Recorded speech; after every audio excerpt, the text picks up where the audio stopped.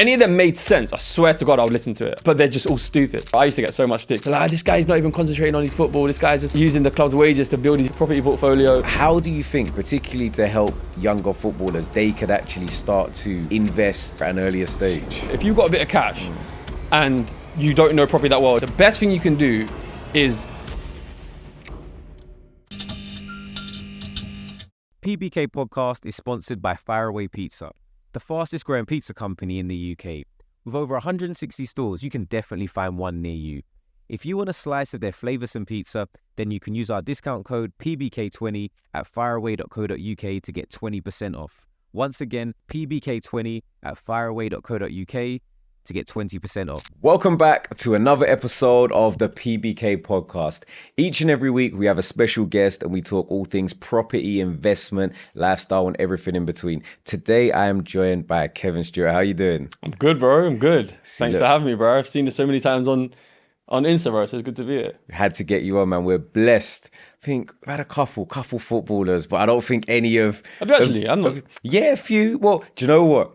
Because he might not count them as football, because now we've got a real pro. Okay. Your career has been Liverpool, Tottenham, Hull, and most recently was Blackpool. Yeah, you know it, Blackpool, bro. right? Yeah. No. He's done his research. Yeah. Also, you know, it's the it's the dream teams and trying to, when I'm trying to do fantasy football. That's how I'll be honest. I was never the football guy, but fantasy football got me locked in, making sure I knew who everyone was, and you had some good underlying stats, you know. Appreciate it, bro. Yeah.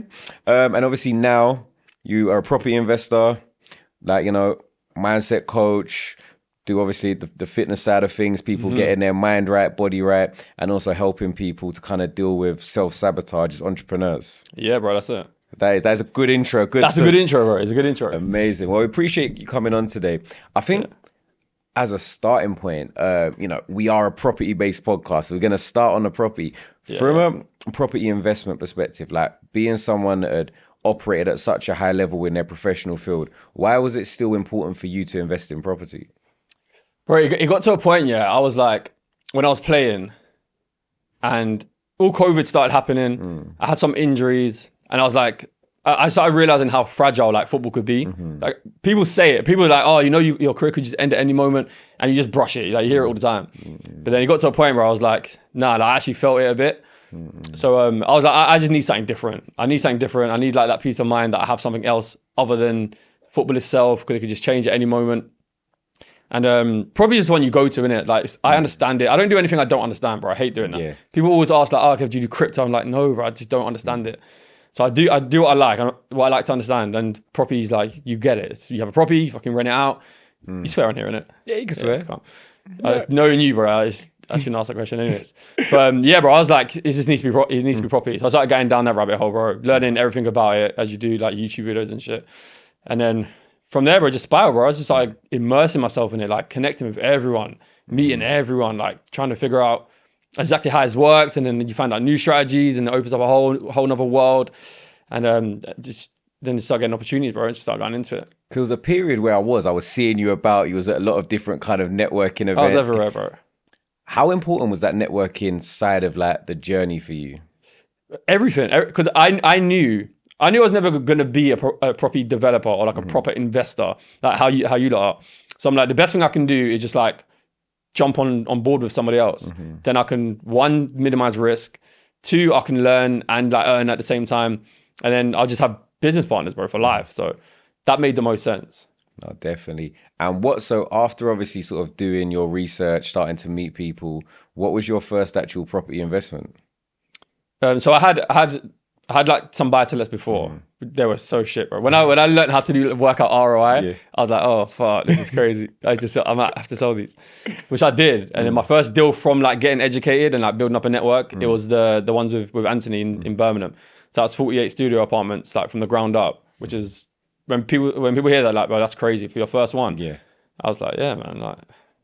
But I think obviously coming from a place where, you know, you're paid very well in football, you have the funds to do it, and just understanding that you don't need to do everything. Like if you've got one thing, whether it be the time, the resource, the expertise, you can buy in and partner to deliver everything else. How often did you actually go and sort of see those projects, if at all? No, bro, I went, I wanted to learn. Like, I didn't want to just like, oh yeah, just run it and let whatever happen. I was like, please like loop me in all the emails. I want to see how the conversations go between you and the lenders and the contractors and everything. So I was doing that. I probably went down all in all it took about 13 months to build. In 30 months, I probably went about like 10 times. Okay. 10 times. The second phase, I didn't go once. Yeah. Because you felt like I've done my graph. No, I was probably being a bit lazy, bro. Like, or I wasn't as excited for the second one. I knew how it worked. Yeah. But like the first time when it was like on the ground and then it's like you got one floor and then two, every time I went back, there was like big progress. So it was exciting, but then that kind of died up. Were you scared? No, bro. I wasn't scared, bro, at all. Yeah. Hardly at all. And when I speak to Anthony about it, I was like, and that was quite smooth, isn't it? He was like, okay, fuck off. Like, that was, for you, it might be. But bro, I was so excited to be like a part of something like that. Like I've always had like I've always just looked up when I was younger at like big buildings. And I used to just think, bro, like who owns that building? Yeah. Like, so I've always been like fond of big buildings. So just me being involved in something like that, I was just excited, bro. So COVID happened, the lender pulled out, and I was like, I had excitement about it. I was like, shit, like, what do we do now? Like, what do you think like that speaks to about your kind of personal demeanor, that you were excited about there being bro, I think it's one of the most powerful traits, bro. Yeah. One of the biggest problems people have is that how they react to negative outcomes that they don't want. They go crazy. And then the worst thing you can do is reinforce negative outcomes with just like negative emotion. So people really trip. They go, all the people that I mentor so many people in property. They're like, it's been 6 months, I don't have a deal, or this deal fell through, this is the worst. And then like they'll literally give up and stop doing the work that it takes to even get the deal. So it makes no sense. So if you can just like always take positive outcomes out of a negative event, then that makes it like a positive experience. Because then you just learn, and then you just continue, bro. You continue doing the work. So that's always been a good trait that I've had, always. Yeah, I think a lot of the best lessons are learnt through pain. Always, like, bro. Pain teaches you a lot faster than pleasure, right? I've got to tell them, like, look back at all the things that went bad in your life. How long did they remain bad? Like, they always turn into something better. So just stop losing sight every time something don't go your way, bro. I guess like from the professional sports background as well, it's like when things are going well, you just sort of, you can train almost half-heartedly. As soon as you get an injury, you're like, never again. I'm going to make sure that the stretching, the band work, everything is done because I don't want to be in that position again. Yeah, bro. It ends up becoming a strength. Like, if I think back at like all the things that I'm good at, I'm only good at them because they were once a weakness and it pissed me off. So I'm like, nah, I have to fix that. And that's probably like what you guys go through as property entrepreneurs. Like, you know that maybe you hired like a shit contractor and he'd done you over and you lost a bunch of money. You're like, all right, that's never happening again. So then you go and find a really good one that you build the best relationship with.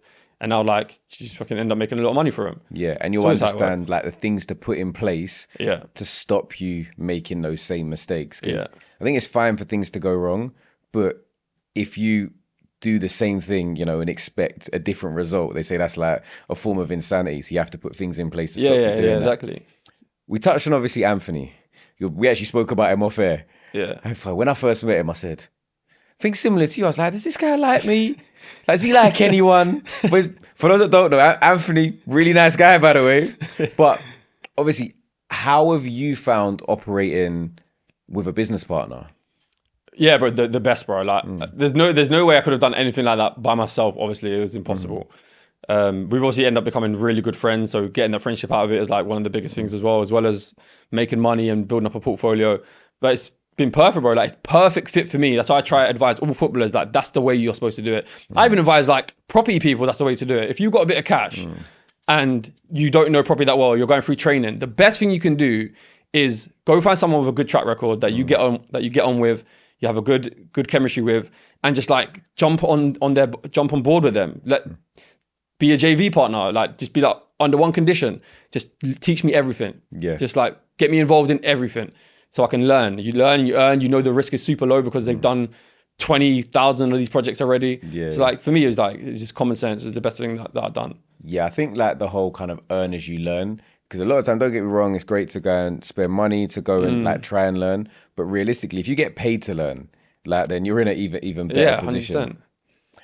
Do you think like obviously coming from, we've sort of spoken about different sports, coming from a team sport, did that affect your mentality when it came to actually saying, you know what, JVs are a way for me to go? No, I didn't see any relation to it. I see it as a whole different world, like complete different world. Because I feel like if you came from boxing, where it's like, look, I've got to rely on myself. I can't rely on anybody else. Once I get in that ring, my coach is out the window. I think it might have altered, you know, a mindset slightly in terms of almost always feeling isolated. It depends, bro. Like, so before I'd done property, I probably did feel like that because I had all my money in like stocks and shares of like a financial company that just invests for you. I didn't like that. I was like, no, I need to learn more about it myself. I need to be in more control. So even though I am invested with somebody else, it was on my terms. Like, it was a person that I chose. It was in a manner that I chose, in something that I understood more. So I felt like I had more of that.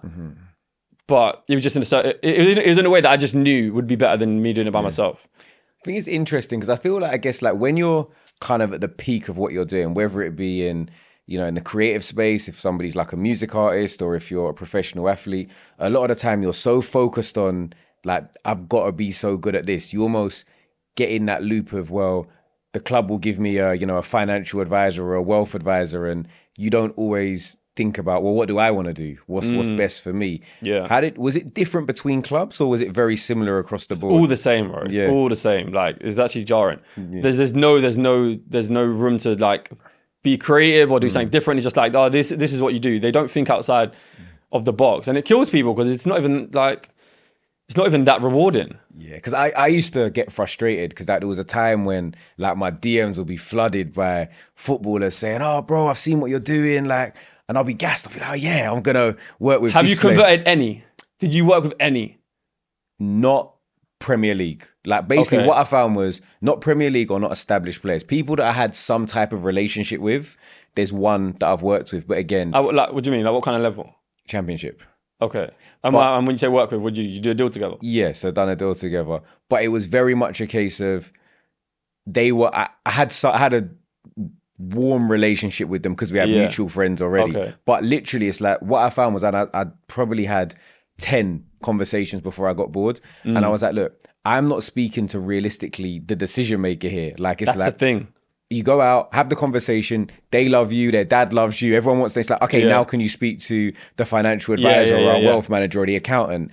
And then because they've got a vested interest that, well, if I put you in this stocks or these shares or this investment fund, we get paid. It's almost like you're taking money from them as opposed to 100%. Even like what's best for the player. That's the problem, bro. I had countless calls with 10 footballers. Yeah, so same at the same time, bro. They're all on the same call. We're on the same call. 10 footballers, developer, talking about everything, bro. I had so many people reach out. I posted everything, and so I posted the whole journey. So people were reaching out, asking me about it, and I was like, look, I could be the bridge here, like. I know there's no real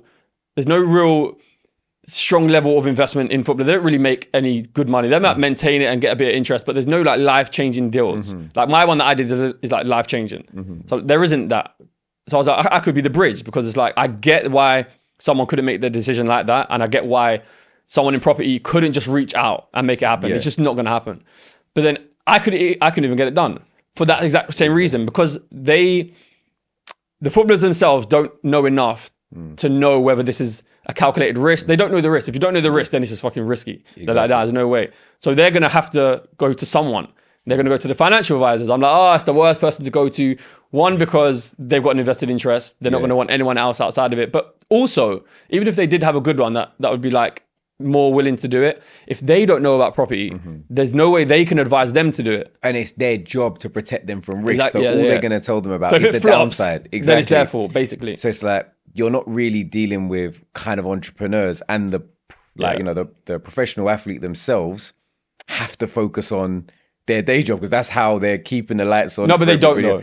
They don't. There's so much time, bro. So do you think, and that's actually a really interesting question, how do you think, because I think what I find when I speak to footballers is in most cases, the investment comes as an afterthought. So it's like during the journey, like obviously people kind of know, I know it's short term, I know anything could happen, but until you, like you said, COVID happened, you get that serious injury, you know, you're getting paid so well comparatively to the rest of the population that it's almost like I'll think about it later. But how do you think, particularly to help younger footballers, they could actually start to invest better at an earlier stage? Thank you to those of you who have liked, shared, commented, but most importantly, subscribed to the channel. Did you know only 28% of people that regularly watch my videos have subscribed? Now we're trying to get that to 40% so we can bring on bigger and better guests and make better content for you. So if you could do that right now, myself and my team would really appreciate it. Now back to the video. To be honest, bro, I don't think they should do that at they can obviously learn. But when we're talking like 18, 19, 20, through to like 25, I would be cool with someone just like, nah, I'm not doing anything else. I'm just focusing on this. Cause that's when you got to that's when you got to really like master your craft. Like, and if you end up retiring at 23 because of a mad injury, you're still 23, bro. You probably ain't got that much responsibilities. You still got time to do something else. But when you start hitting like 25, 26, that's when you got to start actually taking it seriously. Yeah. But like after football, like we finish at like 1 p.m., 2 p.m. So every footballer's watch every box series on Netflix, bro. So like you can just, in that time, you could be networking, you could be going out, you could be going to sites. Like that's easily done. It's really not a distraction, bro. I used to get so much stick, when I used to post. Like, this guy's not even concentrating on his football. This guy's just using the club's wages to build his property portfolio. I'm like, it's really not that hard. I'm not laying the bricks myself, bro. I'm literally just fucking taking a picture of the building. So that's how it was. Funny. But it's so easily done. That's what they have to be doing. How do you actually, like, obviously being in the public eye, more so when you were playing football, but still now, what was you like? How did you feel when you got sort of those negative comments? So you, like, bro, they're never logical. I'm a realist and a very logical person. So if any of them made sense, I swear to God, I would listen to it. But they're just all stupid. Yeah. So they're stupid. Like I know how it would look because there was times where I was injured and I was posting like 90% of it would be posted in the building. 10% of it would be the actual work it takes to do shit like that. So they would see me post and they would think that I'd be doing 90% property and 10% football. Where no, I was just posting 90% and 10% football because I wasn't playing. Yes, there's only so But I was doing 90% football and 10% property because I was just posting. They want to see you in like the ice bath. They want to see you like, you know what I mean? Yeah, bro. They see me on the bike like trying to get back. I'm like, well, that's obviously what I'm doing. I'm just not posting it. So it was that, and it's just not logical. Like, and I understand like they would be the first to laugh if someone went bankrupt after football. Like, he's so stupid, he earned this amount of money. All right, but cool. But when he's actually learning and trying to do shit like that, then you're not supposed to do it. So you can never win. Yeah, but as well, if I was playing golf, something that's like linked to football and something that's accepted in that culture, then it would be fine. But because it's property and it's like outside and it's me making more money. They finish Bell for playing too much golf. Nah, bro, they love him for it, bro. What, golf? Yeah? Nah, in Spain, they hated him for golf. Oh, maybe in Spain. Yeah. But in England, everyone loved him. They're like, my days, like he plays golf. It's funny. Like, no one gave him stick in England. Everyone loved him for it. Everyone loves people for going out drinking. Like everyone glorifies Jack Grealish for like drinking all the time. But then someone who would be building financial stability gets ridiculed. Like, so for me, that would never even just faze me, bro, because it's so stupid. Okay, let's go back to this your first deal, which is like you said, is a doozy for a first deal. We say 48 studio apartments, and they were built to rent, so you retain those, right? Yeah. Do you know what the current sort of like recurring income from those are now? Do you know? I don't. Anthony does everything. I don't take anything from it. Yeah. And I never plan to, so I don't even look at it. Yeah. Okay. So it's just. So I wouldn't even know. If I said a figure, Anthony would be like, "Yeah, they're way off." So I've done that before. I was on a podcast like near when we was building it, and I said the GDV wrong, and it was like way more. He's like, "Kev, like that's not even the number. It's like this." I was like, "Sorry, bro." What are the traits do you like about Anthony that works for you as a business partner? He's relentless, bro. He's like me. Yeah. Like, whenever I think about who I'm going to work with, I'm like, worst case scenario, how is this guy going to act? Like, everything goes wrong. How's he going to be? Like, is he going to go missing? Is he going to like fold and crumble? And I just knew like through small parts of our journey, when things weren't right, he was like at it, bro, like fixing it. Like, that's how I would be. When shit's not going right in my life, I'm like, I'll be up earlier. I'll be doing more. I'll be like, I need to fix this ASAP. And I know that's what he's like. So when something's gone wrong and I asked him, what we're going to do, he's already thought of 5 ways of how we can fix it. So that's like super important for me. So like when it's like wartime, when shit's really going bad, I need to feel like, all right, do you know what I mean? Someone's here. I can actually go to war with this guy. Okay. And I felt that from early. So is that kind of the advice you'd give someone for finding, because that doesn't have to be what everybody's looking for, but find somebody that's got the traits that work with you. I think that's got to be the trait that everyone looks for. Yeah. Like everyone's cool and everything's nice and everything's going well. Like that's fine. But then when things aren't going well, like how do they react? So I just needed him to give off that confidence or that relentless work. I know that he wants to be successful as much as I do. So if I have that, I'm like, I know there's no way I can see myself in him. There's no way he's gonna just not at some point be successful and build everything that he wants. Like even if he lost everything, I just know he would work out a way to get it back because he just has to be there. So I'm like, all right, cool. I can sleep at night knowing that he's not just fucking waking up at 12 p.m. when everything's crumbling around us. Like I just knew he wouldn't do that.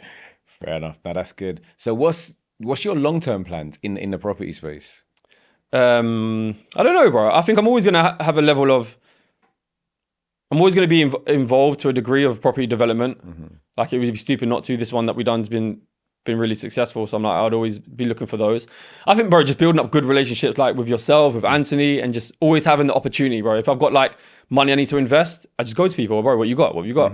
And then that, bro, I don't have any goals in specific. I think that's where we had some interesting conversations as well with some people that have come to watch you today. And it's about just being around the people that can help you. So i.e., if you've got the funds, making sure that you're around people that can present you with great opportunities. 100%. And vice versa. If you've got great opportunities, make sure you're around the people that have got the funds and you'll find a way to make it work. 100%. But people try to do it alone. I'm like, why would you even do that alone? Like you got some cash, you're looking to invest. You've never done a deal before, or maybe you've done one or two. Like I just don't get why you wouldn't just go and do it with someone that's done 20. Yeah. Like it's just like almost a sure thing. Like it's really just that it just makes the most sense to me. And then you get to a point where you've learned so much from that person. If you choose that, okay, I want to be this property developer, then work with that guy, do 5 deals together, and then you're like, I know this now, I can do this, and then go and do it on your own, and then be that person for somebody else. Yeah. It makes the most sense. No, I definitely like the idea of like sort of each one teach one. And everyone can build collectively going forward. From a like difficulty standpoint, I know you're not sort of involved in the day-to-day, but is there anything that you found surprising or difficult about being like investing in property? I mean, the whole COVID situation was mad. So the fact that like the lender pulled out through COVID and we had to keep self-funding it was kind of crazy. That was probably the one point where I was like, oh shit, this is kind of mad. Like we was like continuously chucking it in, like spending more to keep it going. I always had faith that it would come back and it'd be fine. The toughest part, I don't even know if I can claim it, bro, because he just like I've just not evolved as much to even claim any difficulty. But when I have conversations with him and I understand what his difficulty is, it's probably just like the problem after problem. Like it's never smooth sailing. It might look like it, but it just never is. Yeah. Like everything's built perfect. We've made it. Oh, but then the tenants aren't paying and we've got to go chase them for rent. Like it's just constant problems, bro.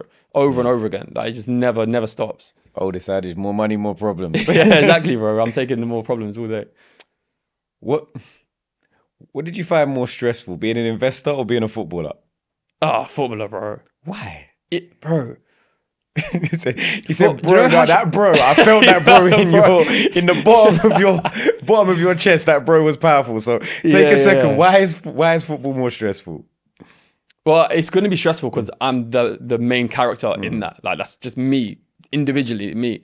I've got to do all the work, everything, the physical work, the mental work, the spiritual work, everything. Like the investor's been smooth for me. So like I invested money, I learned a little bit here and there. I saw the good side. I didn't see so much of the bad side.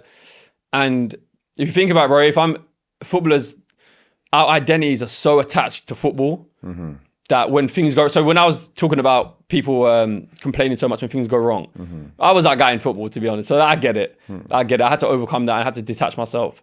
But if your identity is attached to something so much, and I don't see anything else in life where something is so attached to someone's identity. Like that's why so many people like get depressed, bro, when they get released, or like there's even some kids that commit suicide, bro. Like a few years ago, there's been a few. So when things aren't going your way there, bro, it's stress. And the fact that you can't control as much, like in property, there's a lot more you can control. There's a lot you can't, but there's a lot you can. That's why I started getting drawn towards business, because I'm like, oh, there's so much control I have here. Like, if I just do this for a long enough time, there's no way I can't be successful and get what I want. But in football, it's not like that. You might not ever get what you want. That's why that's why it's hard. And I guess you might not get what you want, but also it might be not down to you.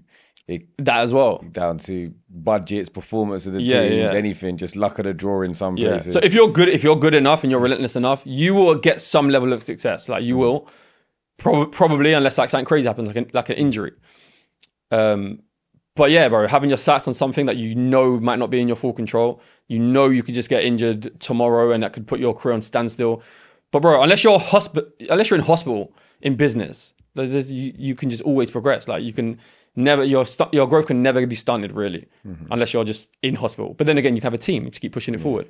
You sound like you love business right now. You're enjoying it. Yeah, you're bro, enjoying I like this. it, bro. Because it's like second life for you, right? Because what age did you retire? It was about a year ago now. A year ago. So 30. Okay. Yeah. So pivoting from that into obviously full-time now, working with coaching, helping people, helping business, like entrepreneurs. How have you found that transition? And what does your life look like now? Yeah, bro, the transition was probably the smoothest it could have been to an extent. Like, I actually started coaching while I was playing. Okay. So I was investing obviously while I was playing, and I was coaching while I was playing. I knew this was what I was going to do, but when I started coaching while I was playing, I didn't know I was going to go into it that soon. I was like, this is probably something I'll do when I'm 35. So I was like, do you know what? I'm just going to see what this feels like. I'm going to open up 10 spaces for free. I wasn't charging people. And I just coached 10 people. And then through that process, bro, like many... When that was in mental as opposed to physical, right? Or which area? Both. Okay, Both. More mindset. Yeah. But then, but fitness is such a huge element into how you feel mentally, so it just has to be together. He said he's gonna get me abs, by the way. Bro, I'm gonna get this guy. Where's the camera? I'm gonna get it. If this guy commits, that's your camera there. Guys, everyone in the comments, tell this guy to commit. And listen, bro, next episode he's gonna be crazy, bro. He's not even gonna fit in that jumper. Do you know, we backdate these films, so we got like till our next film again. How long is that gonna be? We're gonna have 8 to 12 weeks. Is this you committing? Are you jumping in? Yeah, no, I'm gonna commit. Oh my days. I'm gonna commit. We're too far away. You told this is the farthest. We're gonna have to do an air handshake over here. Cool. Yeah? Yeah. Okay. Yeah, bro. And bro, you're meant to be on another planet, bro. Yeah. I'm telling you. But then, so I started coaching, and then, bro, I had friends reaching out, joining this coaching program that would open out. When I put myself forward and stepped up to be that person that's going to start helping people, the people I had reaching out or some of the problems they had, I was like, oh shit. Like, I had no idea that you was feeling like this. And so I was like, this is a bit of like an alignment, like I'm supposed to do this and I can't not do it anymore. So, bro, I started doing that. So I learned how to do it from there. So it was smooth. Like I knew how to do it. I knew how to operate it. And then with you, when it comes to like the coaching, what would you, because you touched on very briefly the physical side of things, which you said are important, but from the mindset, what would you say are like the pillars that kind of underpin being able to help people shift that mindset? Loads of it is just stripping away self-limiting beliefs. Like everything that your whole life, your whole reality is literally just a game of beliefs, like what you believe in. So if you believe that you're not good enough, that you're not worthy, then that's what your life is going to be like. And it's going to show up in results and in your physical life.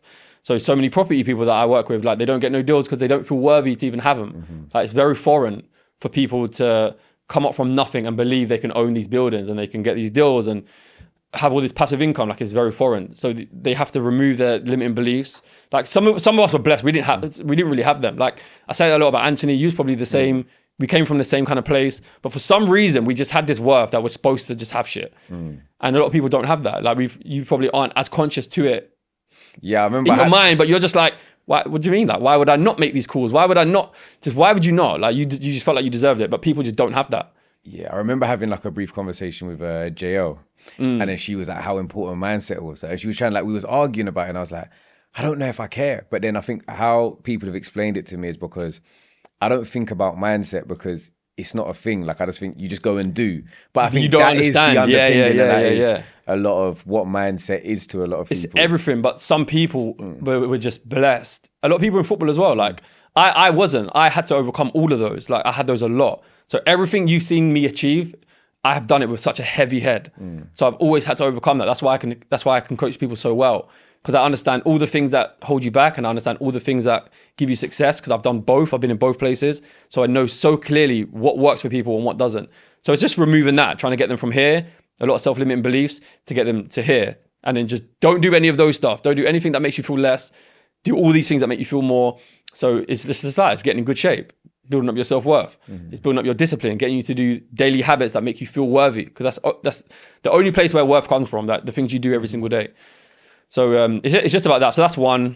It's just building up their confidence, building up their self-worth, stripping away self-limiting beliefs that hold them back, that get them to, that hold them back from doing the things that they're supposed to do to get the outcome. So, bro, you'd be surprised, bro. People can't even make calls. Like, I've got a bunch of calls I need to make. I just can't make them. I'm just like, that, and that's what it is. But for you, it'd just be like, I need this to get this. I need to make these calls. You just make the calls. Yeah. But for people, it's not like that. I think it's understanding like who you are as a person and like, how to make it work for you, because nothing's one size fits all. Like you can't be like, everyone's got to be super extroverted and out there, but you find a way to use who you are to your benefit. So like I've got some friends who are quite introverted, but their attention to detail levels are insane. Like they're going to be able to plan intrinsically every second of their day. If you want to be the best though, bro, if you want to just like be a master of self, I think you've got to have everything. So I'm an introvert. People don't believe me when I say that, but I swear to God, I'm the biggest introvert. People that know me well will like, like introvert. He's not like, if you see me in certain social situations, I'm an introvert. Like I don't really feel the need to like speak loads and connect with people. If if I have an invested interest, then I can be an extrovert. But I have to force myself to be that sometimes. Like when I come to the podcast, I have to force myself to be a higher energy. I'd prefer to do it like this, bro, just chill. That's but it doesn't get through to people enough to do that. So I think you've got to have different elements and use them in certain situations. When it's good to be an introvert, be an introvert. When it's time to just fucking listen, stop talking. If you're an extrovert, you need to learn to be quiet. But then when you're an introvert, bro, sometimes in certain situations, like closed mouths don't get fed. So you have to speak up. You have to be louder. You have to be an introvert on the phone when you speak to agents. Because I wouldn't want to give a deal to someone who's like speaking really quiet, and I wouldn't want to do that. So I think you've got to build up those traits. And the only thing that stops you from having traits is just limiting beliefs. Being like, no, I can't be an extrovert because I'm an introvert. So your belief system is that you're an introvert. So you can never be an extrovert.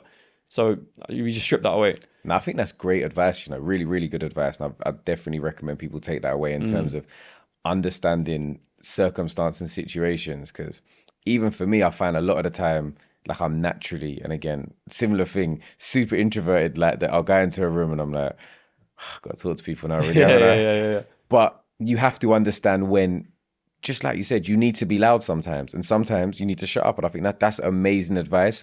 But I think the intricacies of actually understanding when to operate in each scenario, that is where like the sweet spot really is. But that comes from displaying both. If you're an introvert that just stays at your crib like all day, you're never gonna know when it's time to be an extrovert. You're not gonna have enough social experience to know, okay, I need to be quiet here, I need to be louder here. So if you're just like introverted all the time, or you're extroverted all the time, then you can't ever like really learn when those times are. That's just life experience. No, definitely. But I think a lot of people actually know when to be loud, but they just can't be loud. Like, it just don't feel right for them enough. And they know I should go and introduce myself to that person, but they won't. And a lot of people are very loud and don't know when to shut up. That as well. And you're like, bro, like, what, can you not read this room right now? I've got some people, and by the way, sorry, this is not even for the podcast. This is for a personal associate. This is a personal. Is he going to know who you're chatting to? He knows exactly who I'm talking to. I love you, but know when to shut up. Sorry, now we're back to the episode. But example, like even now, like I brought Oscar. He's been too quiet. Like he's someone who's coming up in property. Bearing in mind, I spent a whole day with Oscar. Whole day. Go and see Oscar on a day in a life. Lovely guy. We've met. I meet a lot of people. He didn't say, by the way, like, it was really, didn't say anything to me. And even to ask the conversations, if you want to go and you know exactly what you want to do and you've seen stuff that I've done, you say, look, that's kind of somewhere I want to be. That's an opportunity for you to say, I want to get here, I'm doing here this, what should I do next? It shouldn't take you to ask the question, Oscar. On your behalf. So like a deal sourcer as well, I would be like, bro, you need to leave that day with Kazy knowing exactly what deal he wants, what numbers are, what area, like everything. You need to know exactly what he wants and say like, bro, I'm going to get you this deal. I'm going to get you these. Just stay ready. I'm going to get you that. Like that's in that time he's got to be that person. Whenever I speak to people that are starting out, and even sometimes people that are more established, and I'm just like make yourself invaluable. Make yourself so useful that people have to work with you. Yeah. So like my social media manager now, I used to get like, I'm sure you get them as well, loads of DMs. Oh, I can do your reels, I can do X. I get so many generic ones. Yeah. But this guy, like the stuff he sent me, I said, oh, that's good. Yeah, I've got to get on the phone to you. Yeah. Now, someone who just makes it easy as well. Now, bro. exactly. So he made good content, started off like, I'm okay, I'll do this for this amount. I said, cool, no problem. Then he's like, oh, by the way, I can also do this and this and this. And now, like, I'm paying a good amount of money and we're working, operating, and we do loads. And we're like, looking at starting a business together off the back of the fact that you've made yourself so useful and you've set yourself above the other 20 people. Yeah, which is so easy to do, bro. All you really got to do is be a little bit driven to be like, I'm going to be a little bit different. Because you say, bro, you don't even have to open the message to these. Like, you know exactly what kind of person they are, bro. Yeah. Straight away, and you just brush it. So if someone stands out, it's very easy. Yeah, and I think it's like the idea of fishing with purpose. Yeah. If you know, like, okay, like I'm not a fisherman, so the fishers here, I'm probably gonna mess this analogy up. What fishing have you done, bro? Yeah, but like, say you know that you want the bass, you're gonna have to have the certain type of bait, a certain type of rod, fish at a certain type of height in certain conditions, and you'll get what you want. Versus being like, oh, I'm just gonna throw a big net out and hope I catch something, 100%. And have to deal with all of what I've got to throw back, what isn't good, and you waste so much time. So I think. So that day in the lab the other day, how many people were there? I saw there was quite a few. So there was the 2 boys that were on work experience with me, and they were just helping doing some behind the scenes. Okay. 2 of my members of the team, so 2. Oh, so it wasn't. I thought all them guys were like. So no, so it was only actually 4 people on the day in the life. So it was quite intimate. So those 4 people, did anyone come up to you and be like, "Kazy, this is what I want to do. This is where I want to be." So what deal do you want? One of them, yeah. So one of them, and the lady, that guy, one of them. So she is part of my community already. And yeah, so she was very clear on. It wasn't so much that she went away and said, I want to do this with you, but she had very specific questions in relation to a deal that she's currently doing, got to take away advice to say that that's a great deal, go ahead. That one we spoke about, you know what? I'm going to pull out of that one because it doesn't make any sense. Yeah. But you got to sit down with somebody who's been there, done it, can answer all your questions. So I think just go direct sometimes. And that's why you got to be moving as well. Like it's so much better to get advice, like specific advice when you're moving. If you're not moving, bro, it's hard to give someone advice. It's like, well, I don't know, like where are you at? Where have you started? Like, no, not yet. I'm thinking about. You can't really give advice to that person. Yeah. But when it's like, I'm stuck here, how do I overcome it? Then it's easy. Like, I'll do this. I say this all the time to remind people, but the quality of the response is going to be determined by the quality of the question you ask. 100. So if you say, oh, I don't know what to do. But if you turn around and say, look, I've got this many rent to rents, I've got this much money, I've got this much time, I want to get here. It's a lot easier to give you a very valuable response. Yeah, 100%. That's it. So let's talk a little bit more about sort of mindset and coaching. Actually, you know what? Let me go to something. Because we spoke about this very briefly. And you spoke about, obviously, you're glad that Anthony doesn't get up at 12 p.m. What time do you wake up? Bro, I woke up at 3 a.m. today. What time do you wake up? Like, I wake up at 4. I wake up at 4. Every day? Every day. How today important? I did 3 a.m. because I had to be here. How important is that to you? It's extremely, bro. It's a non-negotiable. Like, if I go to bed at 2, I'll still get up at 4. Make you tired thinking about it. Do you know what? Like, even when I try and go to the gym at 6, so I've got to get up at 5:15. By 2 p.m., I'm tired. Yeah, you got to go through that. Yeah. Bro, I could if I stopped here like this, for 2 minutes, I'll be gone. I could be gone. If I go to the barbers, I'm gone. Yeah. Like if I'm driving, even then, sometimes I'm like, I could be going. Yeah. That's how it is, bro. And then what time do you generally sleep? I aim between. Bro, if I could, I'll go to bed at 9. But then I just work. I'm in a good flow, and I just got shit to do. So I end up going to bed like 11. 10 for 11, and people trip. They're like, that's not healthy, Kev. Like, you can't do that. Like, you shouldn't be telling people to do that. I said, first, I didn't tell anyone to do that. I said, I do that. Yeah. But they go crazy, bro. Yeah. But then I even made a story about this yesterday, bro. It's like, no one sacrificed. Everyone would sacrifice sleep for some bullshit, for like clubbing, but no one would sacrifice sleep for their business or their personal development or their mindset or their fitness. They just wouldn't do it. Yeah. So it's cool that way. If I said, oh, let's go out and do an all-nighter and go straight to work, everyone would be like, yeah, like, let's do it. That's cool. Like, we'll be all right. Yeah. But when it's like, oh, let's get up early and go gym, they're like, nah, that's not healthy. It's not healthy. Let's not do that. And like, this makes no sense, bro. So I can't even listen to people, bro. Yeah. I remember, I think, and it depends where. I remember when I think I started one of my earlier businesses in the rent-to-rent space.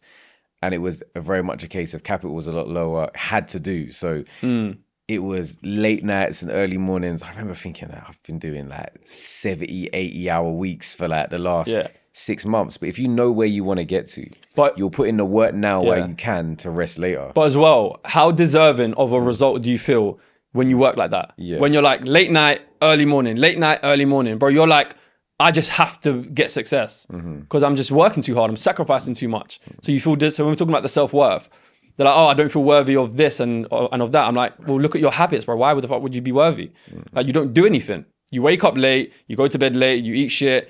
So why would you feel worthy of anything? The only thing that's going to make you feel worthy is what you do every single day. So if you're like continuously working and you have a system that you're hitting every day, bang, bang, bang, and you know for the last 6 months, I've done everything that I'm supposed to do. You cannot not just feel worthy. Like, I'm supposed to have shit. And that's all you need. When you feel that worthy, that's when you start manifesting the shit you want. And that's when you're able to make yourself do the things you're supposed to do to get that outcome. So that's why I do. That's a big point of why I wake up so early. It's not the only factor, but the factor is I'm up before everybody else. So I would feel, people are going to trip on this as well, but I would feel better than other people.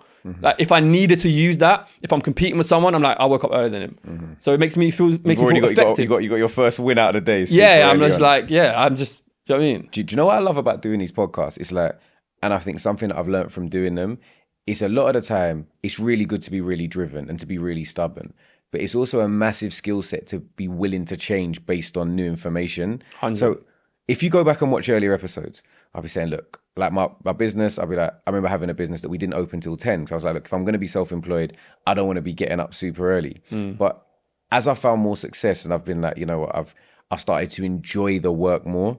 Like, I love trading. It might not be 6 a.m., but it might be 7 a.m. And I really enjoy it. And I'd say, you know, don't get stuck in just, I was this way for a while. This is my identity and this is how I've got to be forever. As you get to speak to people and learn, be okay to say, you know what, I've got some new information. 100%. I'm actually going to shift my mindset. Yeah. Bro, intelligence is literally just your ability to change. So when I see someone stuck in the same rut with the same problem, with the same routine, with the same habits, I'm like, you're just not intelligent at all because you've not realized that that's holding you back. You've not realized that if you woke up 2 hours earlier and went to the gym and got in good shape, you could overcome all the problems that you have and you could get all the things that you want, but they just won't do it. Like, I spoke to a woman the other day.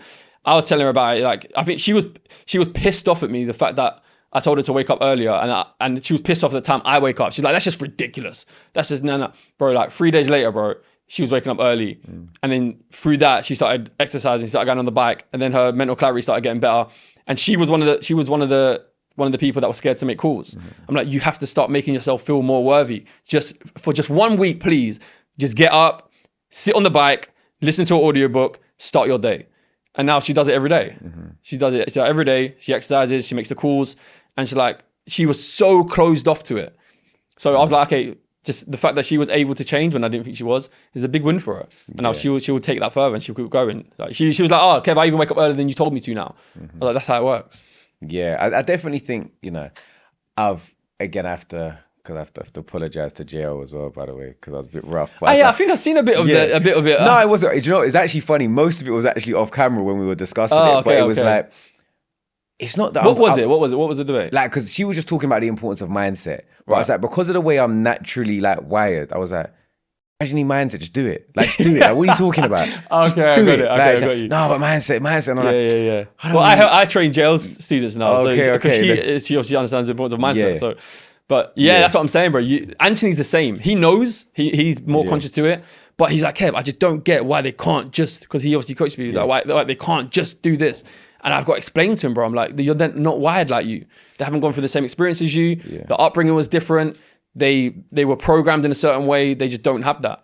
I think some people almost do it, like the mindset side of things for some people is almost like a way of self-protection. So like our friends, I remember like when we're talking, they'll be like, yeah, but I don't care about money like you. And I'll be like, I don't think it's that you don't care. I think it's that it's safer to say I don't want it. 100%. So if I don't have it, I've not failed. But how can they say that when they spend their whole week, 70 hours a week, working for money? So how could anyone say that money's not important? It's just, that's what it is. It's just, if I believe and say to myself that I'm not that caught up on money, then I don't have to be successful. Like I don't have to go through the pain of being successful because I don't believe that it's that important. But if I gave them an opportunity to make 5 mil now, they would take it right now. Yeah. So it's just a limiting belief to protect themselves, to keep them like, to justify why they can't do whatever it is that they want to do. Yeah, I think a lot of people are. So when we talk about limiting beliefs, what it comes from is a fear of failure and like where that would take them. So it's like rather than Or fear of success. What do you mean by that? As in, you got the fear. So people will have the fear of failure, but then they also fear the responsibilities that come with success.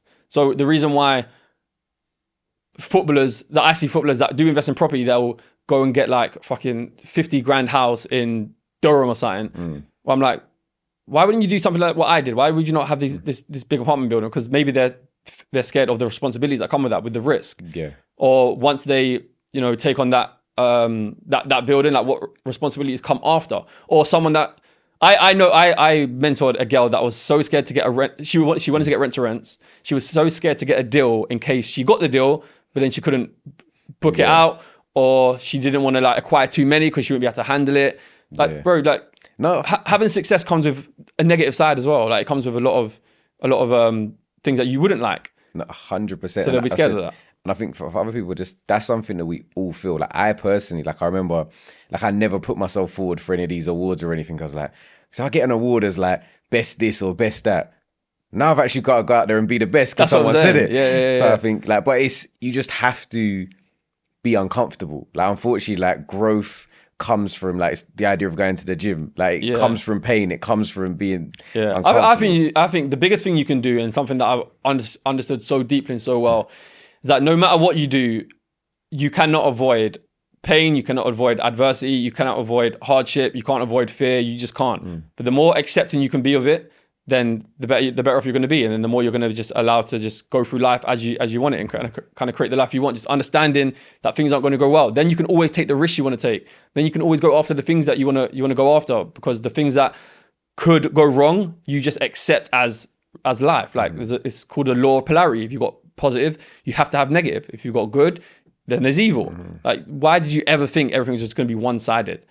That's why people get so like fucked up when they achieve success, because they're like, they were wishing for all of this, but they didn't realize that it came with a bunch of this. Yeah. And then they get there and it's like, instead of focusing on the thing that they were wishing for the whole time, now they like focus on all the negatives that came with what they had. So that's just a negative experience. So the one thing they dreamed of, when they got it, they focused on all the negatives. Yeah. That's like the most ungrateful shit you could do. God will be pissed at you, bro. Imagine, I always think back to my kids. Imagine my kids would be like begging me for a certain thing that they wanted, like a fucking toy car or something, and they're begging me like for time, and it's so expensive. I'm like, all right, look, we'll get it one day. And then I got it for them, and they were like, oh, like I don't like how the wheels are. Like the wheels are kind of shit. I don't like the color of it anymore. Like, how pissed would you be? You wouldn't want to give that guy anything. That's how people act. Yeah. Nice a lot. It's been a great conversation. For those that want to connect with you, find out more about what you do, potentially how you can assist them, how can people reach out to you? Instagram, bro. I live on Instagram. Yeah, that's where I write. For those that don't, just because some people might be listening to this, what is the gram? Kev Stewart 93. Yeah. Amazing. YouTube soon. YouTube pending. YouTube coming soon. Yeah, By the time, you better go and grab that. Otherwise, you might go and buy Kev Stewart 93 and then sell it to you. So make sure you go and get that, Bro. So we got it across the board. But no, really appreciate you coming on. I've learned a lot today. I hope you've all learned a lot. Normal great stuff. If you've enjoyed this episode, make sure you like, subscribe, share it, all that good stuff. If you've got any questions or comments, let us know in the comment section. We'll try and get back to you, because Kev will be joining YouTube real soon. 100%, I'm there. And we're going to make sure we do some more work together. Exactly. We're locked in. I'll be back real soon with abs, so make sure you subscribe. With these neck, the neck thing that come out. Yeah, the traps are You won't even be wearing hoodies no more. He'll be wearing a vest, bro. Exactly, just podcast in a vest. All right, then, catch everyone next week. Peace. In a bit.